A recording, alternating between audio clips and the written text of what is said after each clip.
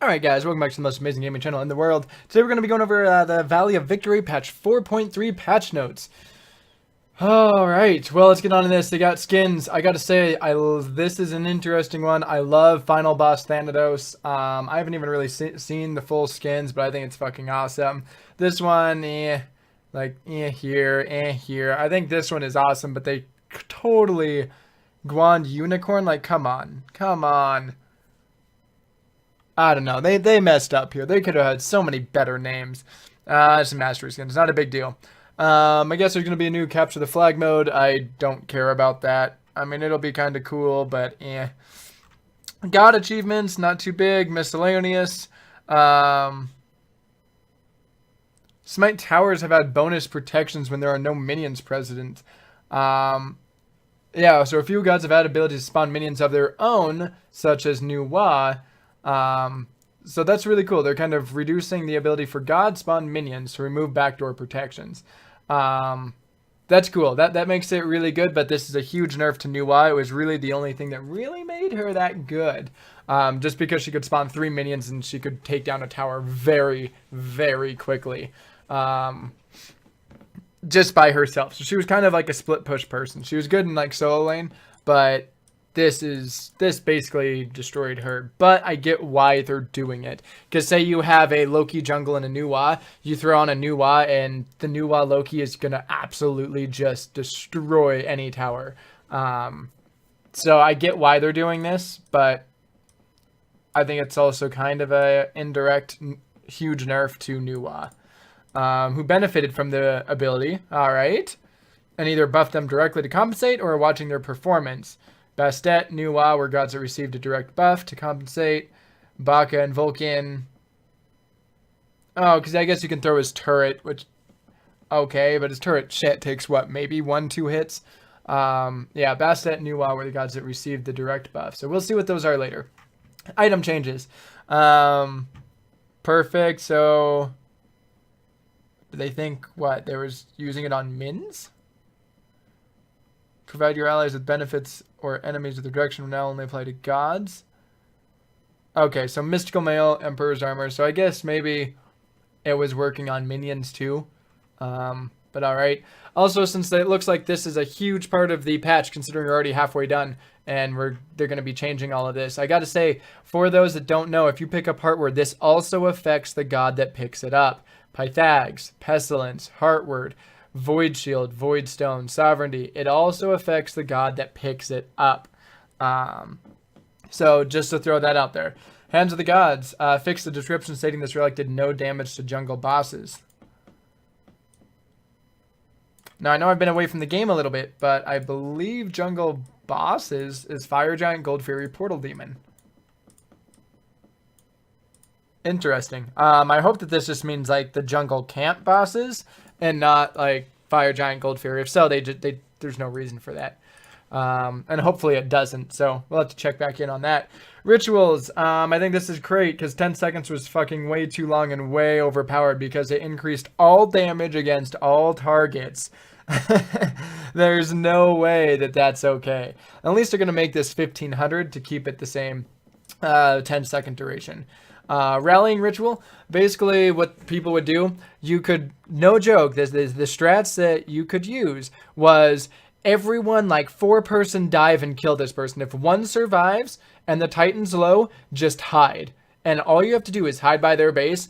4 people pick up Rallying Ritual and just spawn in. One person has like Frenzy.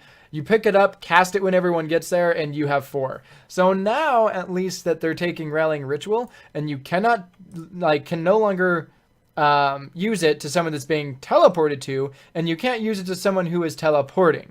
So that's a little bit better. Takes out the incredible backdoor potential that 4 Rallying Rituals could do. But still, I think this is a fucking bullshit item. Just take it out of the game, high-res.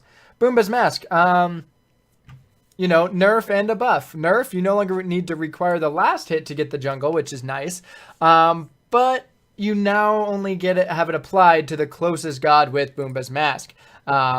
So this is kind of a buff and a nerf. The reason why they were doing this is because it was being picked up by solo laners. And their sustain would come from clear the lane, go clear the elementals, and there you go. You'd get like your health back without needing to use any health potions.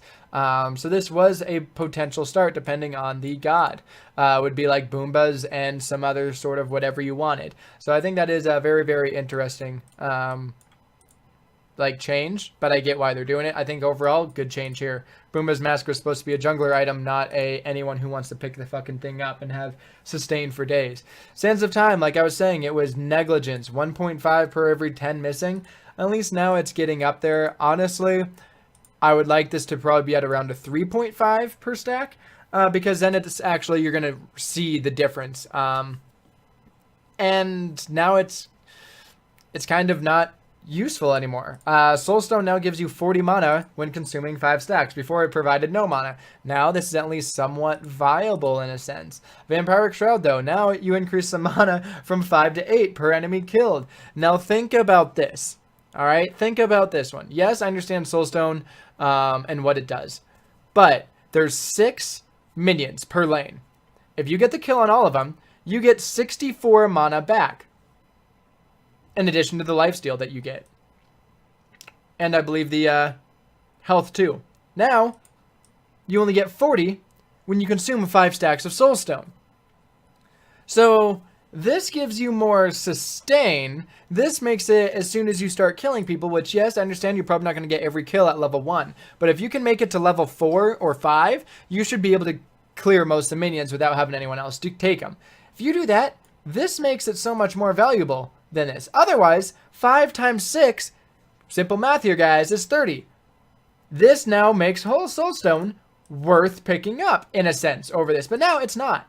The Soulstone is still not going to be used. I understand why you got it, and it heals 40 mana. You don't heal mana, dude. You got come on, you heal life, you regenerate mana. Come on. Anyways, Vampiric Shroud now is going to be better than Soulstone, and no real reason to pick up Soulstone still. Shield of Regrowth, because everyone is bitching and complaining about it, because it was a very strong item. They now increase the cost by 100, reduce the health by 100. I'll see how this goes. It's still going to be a pretty strong item, just because the core stats you can still get for 2100 is pretty strong. Now Bastet, because of the backdoor protections, let's just give her a more effective, scale, 5%.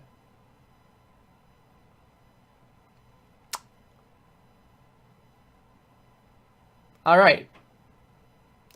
So they didn't increase her damage or anything. They would at least allow her to compensate for the backdoor protections not being taken off of the towers by using her ult. So this is what Bastet was really good. If you were ever like, shit guys, you guys can't do anything, I have a horrible team, whatever it is, you could go Bastet jungle, and while the team fight, if your team was just getting dominated, you could go ahead and split push with Bastet's ult. You just run in, ult, and then go. The fact that it's reducing the backdoor protections, they increased a skill by only 5%. They really wanted to make her worth it. They should have increased her actual base damage. I don't think this is a good change. Izanami, though, because she was performing incredibly well with the lane clear and everything like that, decreased base damage from 40 to 36, which if you think it should proc, I believe it was still doing like a 200%. Now I'm going to be completely wrong on that. Thought it was 100 out. I thought it was 125 and 75 back. So that was, long story short, good change here. Cruising Bow, just like I said, was not very much of a Guardian. He was lacking some damage and utility, which made him desirable as other Guardians. Holy shit, you're telling me you made a Guardian that had 1 CC minus his ult, and that's what you wanted to call it? Fuck, come on. Come on, yes, What is this? All right, let's just read this. Made quite a splash on the battlegrounds. We've gotten a ton of positive feedback on his style and personality and are excited that players are enjoying him. In this patch, we wanted to address some balance concerns that arose.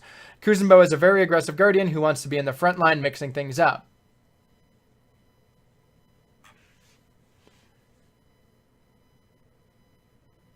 What? You want to be in the front line? So, who's in the back line protecting your squishies? Tier? Like Erlong? Like, who the okay, if he is in the front line, what the fuck is he gonna do? Use his ult and push him back away, or use his 3 to push himself under like, I get, I don't, like, you would have to be an incredibly stupid person if you have a Kuzenbo coming up to the front line not to go, huh, I bet he's looking to pull me into his back line here and get destroyed. Like, okay. Good job, Hi-Rez. He was lacking some damage and utility to make him desirable as other Guardians. No fucking shit. Watery Grave received a number of changes to address this. It now lasts for a shorter duration. Because that's lacking some damage and utility. So we took his utility and made it less. But it hits harder up front, which is what Guardians really need to do. Oh, but he can now move faster during it as well, allowing him to provide more burst to a fight and chase hit targets. Burst. As a Guardian. Look, if you want to make him a mage, go ahead. But holy shit. Sumo Slam is also seeing a damage increase for when a target is pushed into a wall or through minions. And Shell Spikes can now be activated while under the effects of crowd control. Changes to Sumo Slam and Watery Grave should make Kuzenbo more impactful in a fight, and change to Shell Spikes will force enemy players to be more reactive. Alright, well, fixed a description error to properly convey that damage mitigation this passive provides. Perfect. This, I think, is an awesome change then. Because if you ever get, like, Scylla or something, or, like, you get, say, Athena taunted to Scylla root crush ult, now if you can time it right and you use this, you're reflecting a ton of that back. And I really, really like this. This, I think, is an amazing change. This was what his utility was. This is what made him strong. His ult. Reduce the duration by, oh my god, 25%. If you guys can't do the math that quick. 0.7 seconds.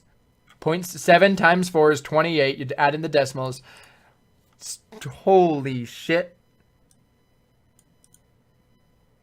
Alright, one less maximum knockup. It's not just that, but it was also the movement speed that you could use. So you could use this aggressive to chase down a target to then like hit him with the whatever it was.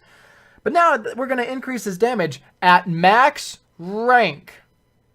Max rank by 60. Which means that you hit him 60, and if you hit him with, what is it, 4, I think, total knockups? Now you'll do an increased total of 100 and what is that, 60, and you have 30 at 3, 90, 150 more damage. But do you think we're going to increase the damage scaling? No. Let's increase the movement speed. So let me tell you how much his damage, needing an extra 150.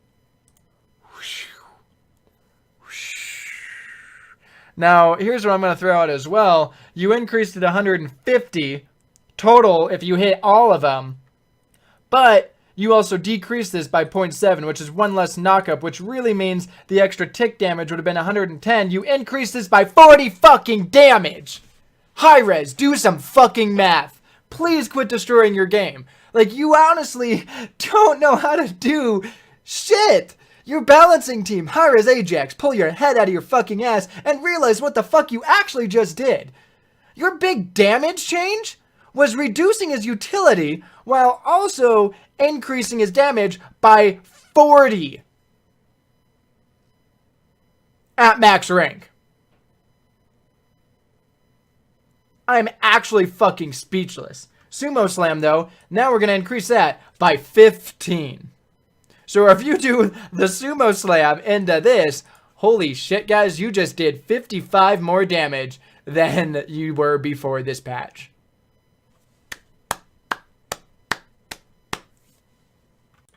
Alright, guys, so I did some research.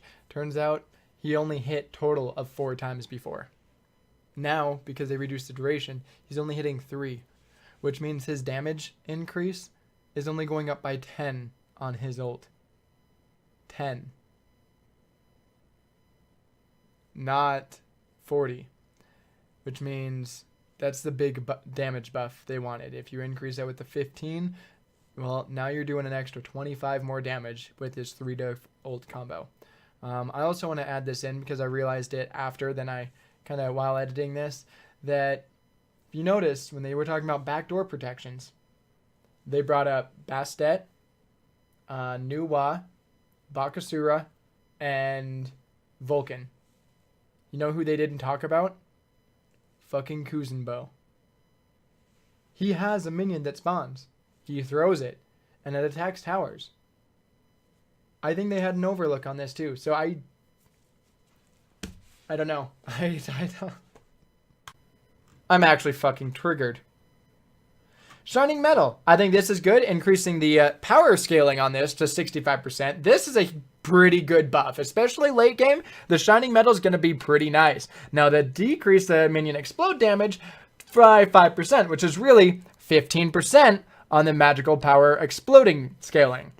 So, basically, they're going to say you just can't throw around and hit the arm of your minion and do damage still the same amount. You're still going to be doing pretty good damage, but if you can hit him with the explode and also hit him with your Shining Metal, now you're going to be doing a lot more damage. And it's going to kind of make it, you have to focus more and kind of gives her a little bit higher of a skill floor, because you actually have to be able to hit the Shining Metal, not just hit a minion and kind of benefit from that and get more damage off that way.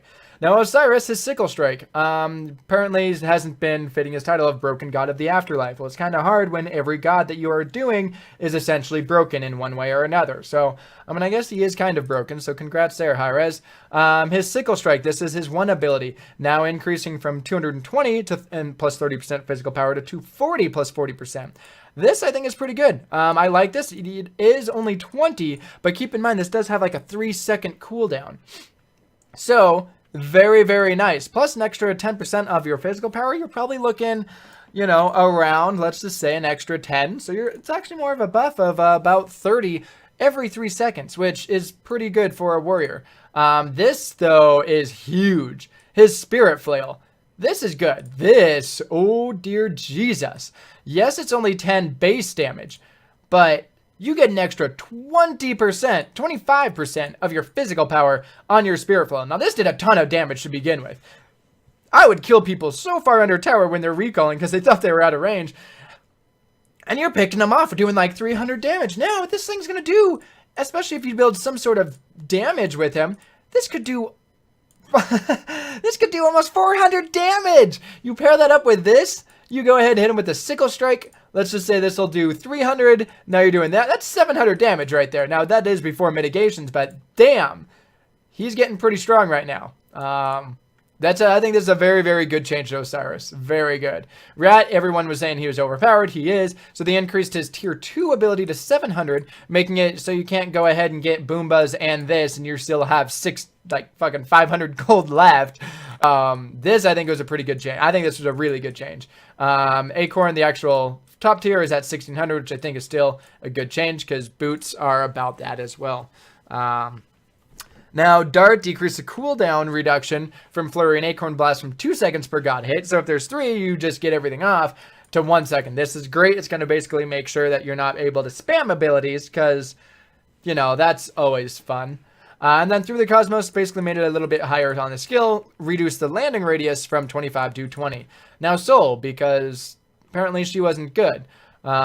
Fixed an issue where this wasn't proccing on heal effects. That's, I think, is good. If you're going to make it heal, and this is ever not happening, you need to fix this. Because if you go Shield of Regrowth, you cast it and you leave base and you don't get the fucking proc, you're like, why the hell am I even picking this up? This, I think, is a great change. Decreased cooldown 15 to 13. We'll see how it goes, because now if you think about it, max cooldown, you're looking at around 7.8 seconds. And it lasts for like 3 or something.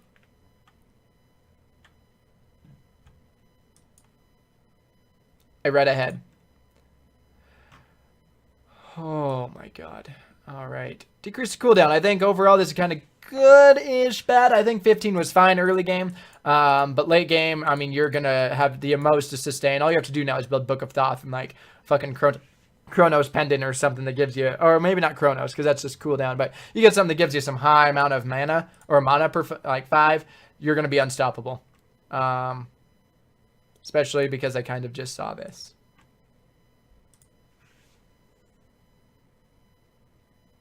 Why, high res? Especially now that you increased up here. Fucking, where'd it go? Vampiric Shroud. Now you already have 4%. You already have 4% on this of Lifesteal. Now you're going to restore her mana. So now, coming back up here, you're now going to do 25% at all ranks. That means in under 1 minute with no cooldown reduction in 52 seconds. 52 seconds of sitting in your base and just using this.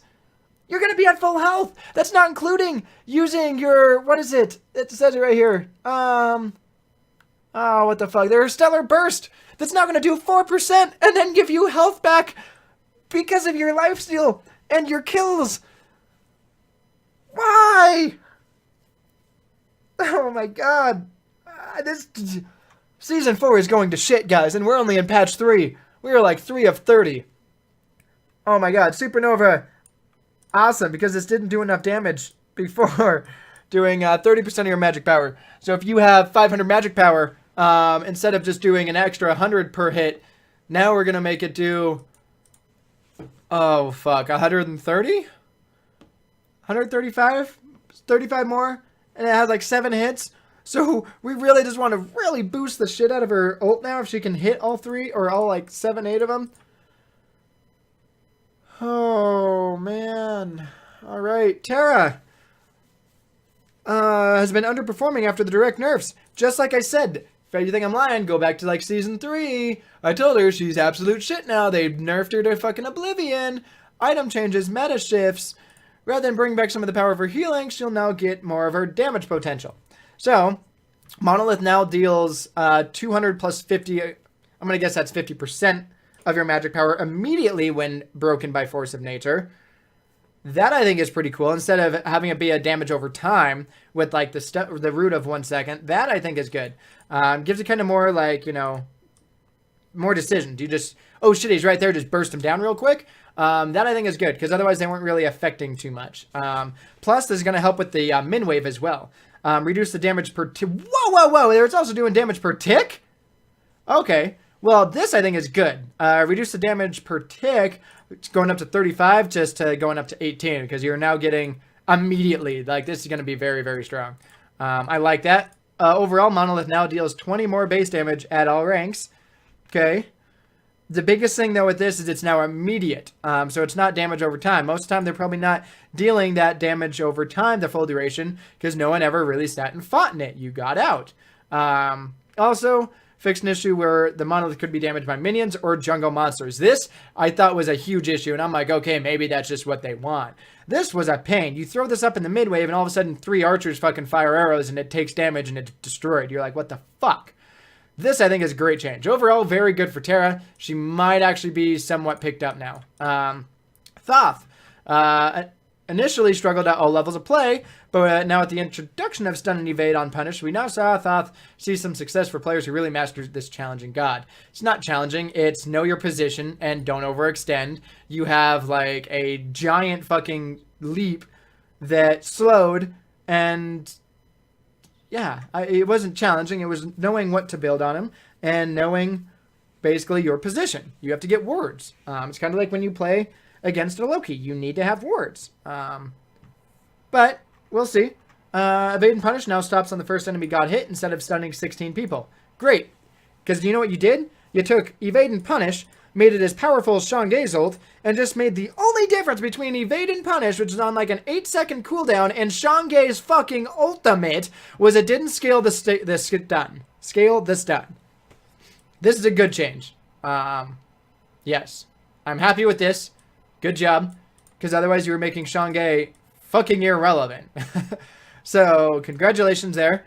That wraps up this... I thought patches were supposed to fix things. Patch 4.3 change notes. Anyways, guys, thank you so much for watching. Until next time, have yourself a fucking amazing life.